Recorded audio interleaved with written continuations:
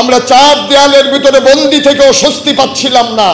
আমরা নিচে লোক দাঁড় করিয়ে রাখা হতো, গোয়েন্দা বাহিনীর লোক, আইন শৃঙ্খলা রক্ষাকারী বাহিনীর লোক আমাদেরকে আবার হ্যান্ডকাফ পরিয়ে জেল প্রকোষ্ঠে নিয়ে যায় যে কিনা।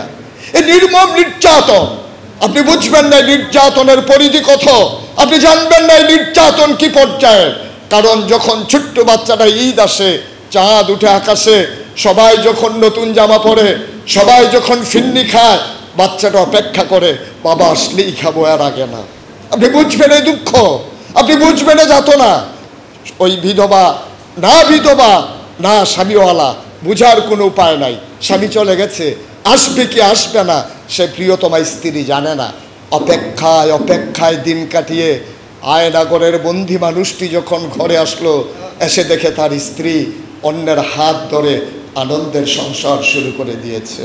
আমরা আমাদের অতীত ভুলে গিয়েছি বলেই আজকে আমাদের এই দুর্দশা। আমরা বর্তমানে দাঁড়িয়ে ভবিষ্যৎ নির্মাণ করতে পারি না বলেই আমাদের এই লাঞ্ছনা। অতীত যারা মনে রাখে না তারা কখনোই ভবিষ্যৎ বিনির্মাণ করতে জানে না। আমাদেরকে মনে রাখতে হবে ১৫০০ বছর আগে নবী যখন দ্বীনের দাওয়াত দিয়েছিলেন, হেরার আলো নিয়ে, হেরার মশাল নিয়ে তিনি একাই বের হয়েছিলেন। সময়ের ব্যবধানে মাত্র ২৩ বছর পরে শুধু আরাফার ময়দানে বিদায় হজের ভাষণে তিনি একসাথে এক ময়দানে পেয়েছিলেন এন্তেকালের মাত্র ৮১ দিন আগে ১,২৫,০০০ সাহাবাকে সামনে রেখে তিনি সেদিন কথা বলতে পেরেছিলেন। যারা আসেনি, যারা ঘরে ছিল, যারা কাজে ছিল, তারা ছাড়াই একই ময়দানে তিনি একীভূত করে নিয়েছিলেন ১,২৫,০০০ সাহাবা।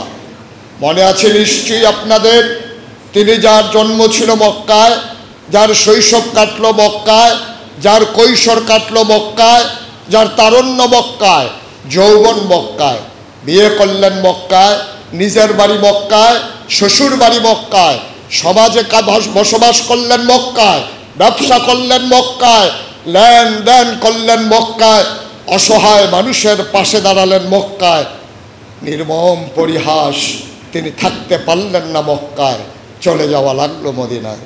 সেই পথ পরিক্রমায়, পথ চলায় সময়ের ব্যবধানে মাত্র সামান্য সময় পরে আল্লাহ রসুল সাল্লাল্লাহু আলাইহি ওয়াসাল্লাম সেই গৌরবোজ্জ্বল ইতিহাস নির্মাণ করেছিলেন। বদরের প্রান্তরে ৩১৩ জন সাহাবার সমন্বয়ে প্রশিক্ষিত, অস্ত্র শস্ত্রে সজ্জিত ১,০০০ বীর যোদ্ধাকে পরাজিত করে সেই দিন ইসলামের কলেমা খচিত পতাকা পোত পোত করে উড়িয়ে জানিয়ে দিয়েছিলেন, এই পতাকা কখনোই লম্বার নয়, এই পতাকা নামিয়ে দেওয়ার জন্য নয়, এই পতাকা কিয়ামত পর্যন্ত আকাশে পোত পোত করে ওড়ানোর জন্যে।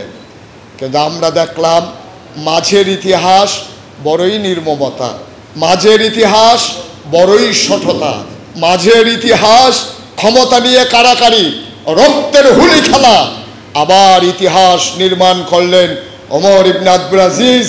তিনি প্রমাণ করে দিলেন খেলাফত ৪ জনের মাঝে সমাপ্ত হয়ে যায়নি, এজন্য ইতিহাসবিদেরা তাকে পঞ্চম খলিফার তিলক পরিয়ে দিলেন।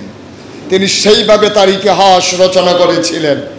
চলে আসলো এমন একটা সময় ১৫০০ বছর পরে, যখন আমরা সভ্যতার চরম শিখরে আরোহণ করেছি, গোটা বিশ্বকে যখন বলা হচ্ছে কম্পিউটারাইজড, গোটা পৃথিবীকে যখন বলা হচ্ছে গ্লোবাল ভিলেজ, তখন আমরা দেখতে পেলাম কথা বলা যায় না, তখন আমরা দেখলাম প্রাণ খুলে হাসা যায় না, তখন আমরা দেখলাম একদল মানুষের বিরুদ্ধে তাদের দুষ্ত্রুটিগুলো তুলে ধরা যায় না।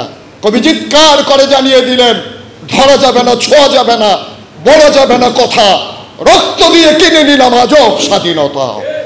আমরা সেই আজব স্বাধীন এক দেশে আমাদের ১৭ বছরের জিন্দেগিকে আমরা নির্মোহভাবে কাটালাম। আমরা ৪ দেয়ালের ভিতরে বন্দি থেকেও স্বস্তি পাচ্ছিলাম না। আমরা নিচে লোক দাঁড় করিয়ে রাখা হতো, গোয়েন্দা বাহিনীর লোক, আইন শৃঙ্খলা রক্ষাকারী বাহিনীর লোক আমাদেরকে আবার হ্যান্ডকাফ পরিয়ে জেল প্রকোষ্ঠে নিয়ে যায় যে কিনা। এই নির্মম নির্যাতন, আপনি বুঝবেন না নির্যাতনের পরিধি কত, আপনি জানবেন না নির্যাতন কি পর্যায়ের।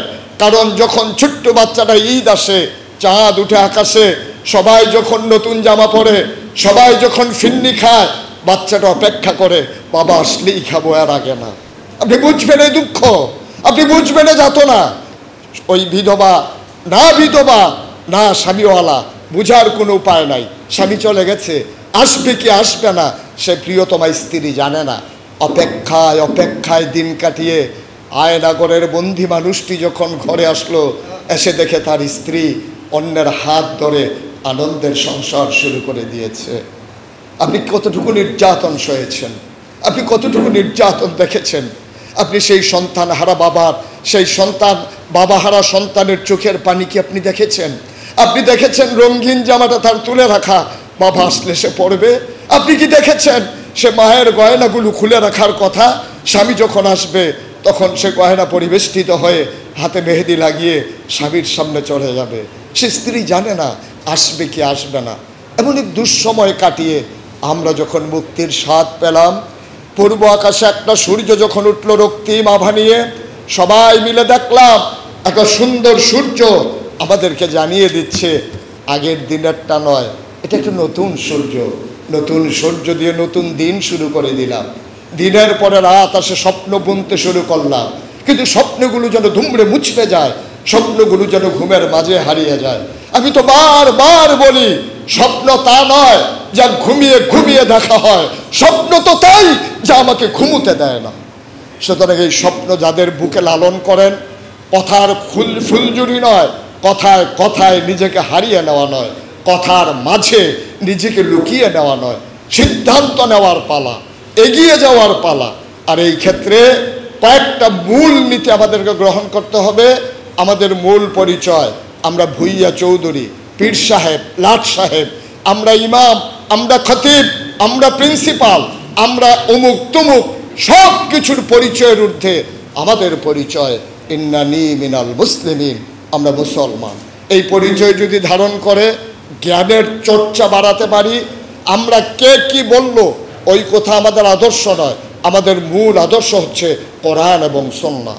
কোনো মানুষের জিন্দেগির কি দরকার যেখানে আমার নবীর জিন্দেগি আমার সামনে আছে, যেখানে নবীর সিরত আছে, সেখানে আরেকজন ব্যক্তি এই জামানায় এসে যারা পাপ পঙ্কিলতায় লিপ্ত হয়ে যাওয়ার সম্ভাবনাই বেশি, এমন মানুষকে কেন আপনি আদর্শ গ্রহণ করবেন?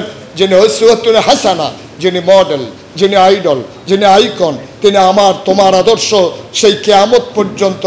এমন একজন মানুষের নির্ভুল নিশ্চিন্ত জীবন থাকার পরে আমরা যেন অন্য কোনো নেতাকে, অন্য কোনো আদর্শকে মানুষ না মানি, নেতা আদর্শ না মানি।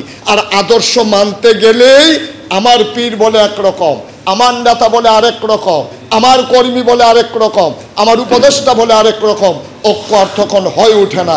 ঐক্য হবে এক আল্লাহর দেয়া বিধান কোরআন আর নবীর দেয়া আদর্শ সুন্নাহর ভিত্তিতে ইনশাআল্লাহ। এর বাইরে কারো কথাকে নির্ভর করে ঐক্য হতে পারে না।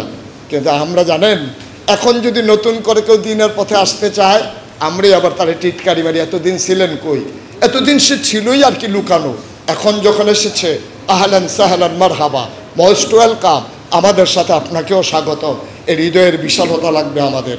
আসুন আমরা সবাই মিলে কারোর জন্য চিন্তা না করে নিজের কথা নিজে চিন্তা করি, নিজের জান্নাতে ঠিকানা বানিয়ে নেই। আপনি সবাইকে জান্নাত দেবেন কখন? আপনি নিজেই তো জাহান্নামের দিকে দৌড়ে আছেন। সুতরাং নিজের জান্নাত নিশ্চিত করেন, তাহলে পাশের মানুষও জান্নাত পেয়ে যাবে। এটা আপনাকে আর দেওয়া লাগবে না। সময়ের স্বল্পতা, ধৈর্যের চ্যুতি আপনাদের ঘটে গেছে অনেক আগেই। শৃঙ্খলার কারণে নিশ্চয়ই বসে আছেন। বসে বসে যে কথাগুলো বলছিলাম, কয়েকটা লাইনের ভিতরে শেষ করে দিতে চাই।